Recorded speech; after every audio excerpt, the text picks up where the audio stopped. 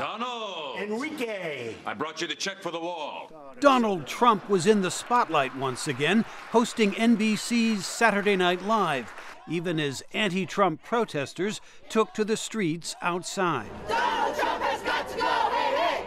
Go home! On the eve of the fourth debate, Trump is now trailing rival Ben Carson. But Carson is on the defensive over inconsistencies about his past. All of you guys trying to pile on is actually going to help me, because when I go out to these book signings, I see these thousands of people, they say, don't let the media get you down.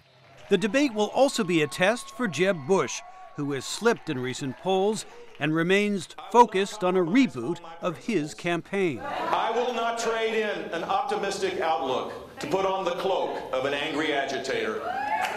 And I will not make anyone feel small so I can feel big.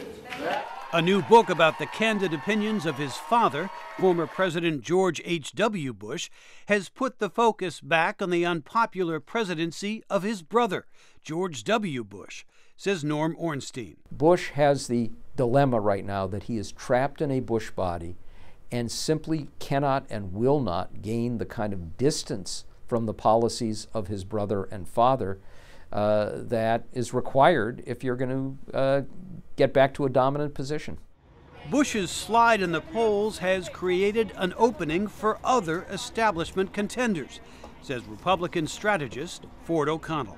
I think that Jeb Bush was the person they thought was most likely to do it, but now the jury's out on Jeb Bush, and it's giving a real opportunity to Florida Senator Marco Rubio and Ohio Governor John Kasich. This next debate will feature only 8 of the 15 Republican contenders.